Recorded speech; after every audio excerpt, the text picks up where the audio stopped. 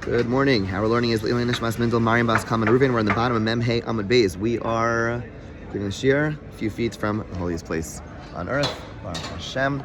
We should all be here together, dancing and singing. That's Hashem, Mervi Amenu.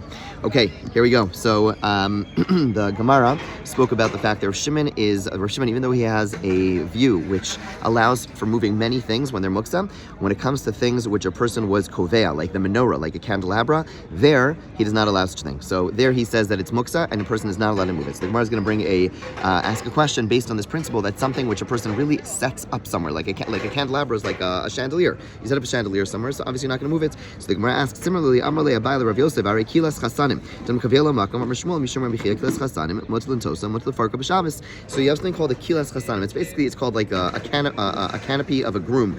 Basically, it's a bed with a canopy, but the canopy is basically laid out on top of, like, there's a pole on top of bed, and then there's a canopy that covers it, and you set it up over there. And so the Gemara asks, what's going on over here? Why is it that why is it by menorah that he does not allow you to move it? And by the Kilas Chasanim, he says it's mutter. You're allowed to move it. Where's the distinction between a kilas chasanim, which is again something you set up over there, you put it there, and it's meant to stay there. So why is it different than a menorah? So the Gemara answers, El Amar Baya b'menorah shel cholios. So the Gemara says, the menorah talking about, the issue is not that it's set up somewhere. Rather, the issue is that it's made up of different parts, small pieces, which all lay into one another. And because of that, there's a concern that a person's going to go ahead and there's a concern it's going to fall, it's going to break, and the person's going to have to fix it. And then you have a problem of fixing something on Shabbos. Could be whatever different possible isurim, bona, makabepatish, one way or another, you're going to reassemble the broken menorah. So the issue with the candelabra wasn't the fact that it was set aside in a certain place, because if that was the case, then this canopy of a groom would also be the same thing. Rather, the idea is that because the fact that it is something which is easily disassembled or easily breaks, we're concerned a person is going to fix it. You have a similar concern when many poskim speak about you riding a bike on Shabbos for a similar reason. Okay, ihachi, if that's the case, my time Rav Shimon Lakish Tashari. So if that's the case, if you remember from yesterday,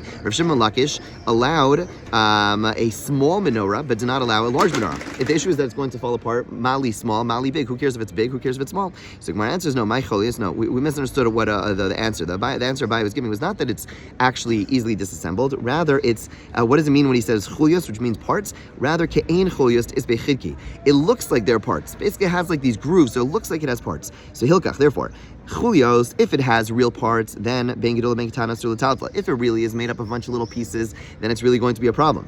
Gedola namidis bechidki gzera atu gedola de chulios. If it's a big one, a big chandelier which looks like it has parts, has these grooves, really it's one piece, but it looks like that, also is going to be a problem. Why? Because not that it's actually there's a real concern, that's just that you're going to confuse it with one that has small parts, individual parts, and therefore we're not even allowed to use one which does not have parts but looks like one that has parts. Keep ligi when they argue with a small one that has grooves which look like parts. Mar, the Tanakama, the Rav Yochanan rather, in yesterday's memra, which said that whether it's big or small, the big or small candelabra can't move. Mar Sabar Gazrinan, we are concerned even in a small one. Umar, Rish Lakish Sabar Gazrinan, we don't make such a decree. Okay, Gemara continues.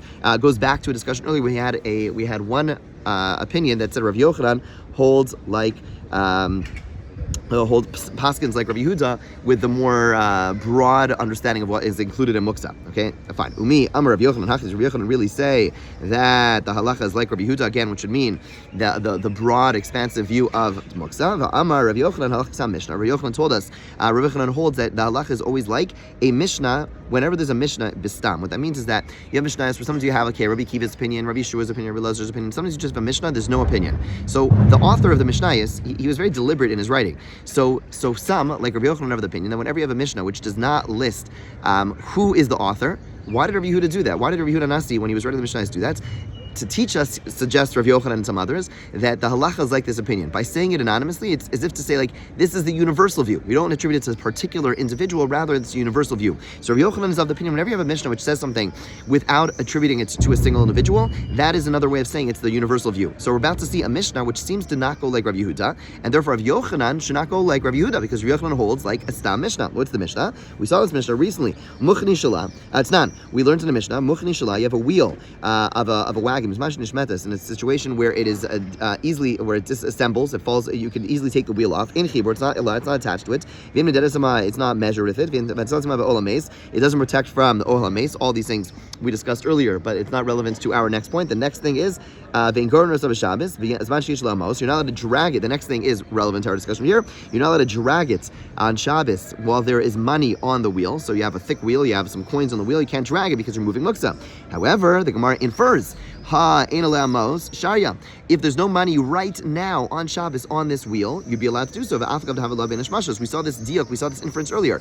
Even though there's money there when Shabbos began, but because there's no money right now, therefore it's going to be permitted. That is the opinion of Rabbi Yehuda. Again, Rabbi Yehuda holds that even if something is on, if there is something on the wheel when Shabbos began, Bein Hashmashos, and now it's no longer there, Rav Shimon holds you're allowed to move it. So this Mishnah seems to be going like Rav Shimon, and Rav Yochanan holds that a Mishnah which is not attributed to a single individual, we paskin like, so which would tell us that Rav Yochanan paskins like Rav Shimon, not like Rav Yehuda. So Gemara says, no, you made the wrong inference.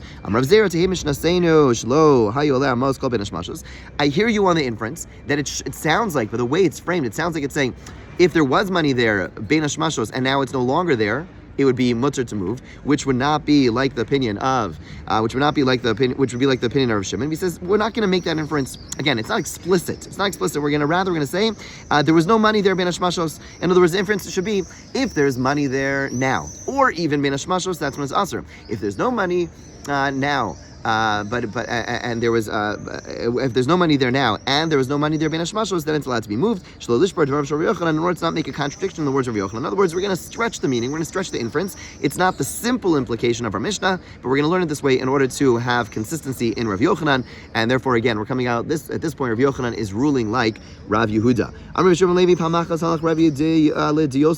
He went to Diosvara V'hora B'menorah Rav Shimon Bener, and he ruled like Rav Shimon by a menorah.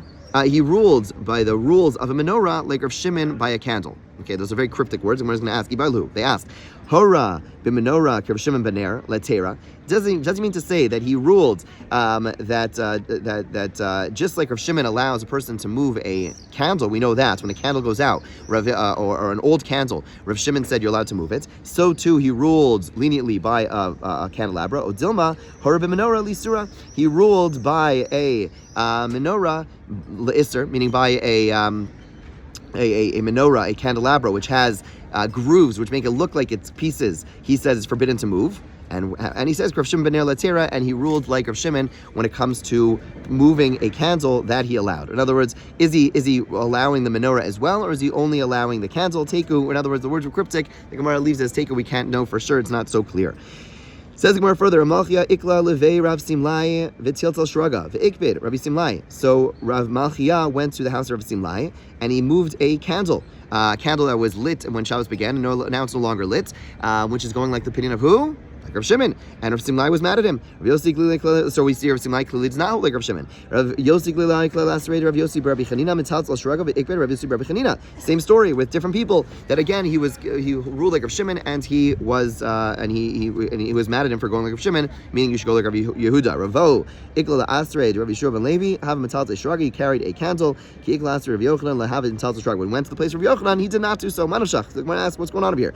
Ik Rav Yehuda Sfeir. If he holds like Rav Yehuda le'aved Rav Yehuda, then hold like Rav Yehuda. V'i Rav Shimon Sfeir le'avi Rav Shimon. Then you should go like Rav Shimon. In other words, you have an amor over here. Sometimes he's going like Rav Shimon, that he's moving this candle. Sometimes he's going like Rav Yochanan. So what's going on? Olam Rav Shimon Sfeir. Really, this amora holds like Rav Shimon. Mishum kavod Rav Yochanan. But when he was in the place of Yeshua ben Levi, who ruled like Rav Yochanan for the honor of Rav Yochanan, for the honor of Rav Yochanan. Sorry. When he was in the place of Rav Yeshua, when he was in the regular places, he would go like Rav Shimon. But when he was in the place of Rav Yochanan, who ruled like Rav Yehuda,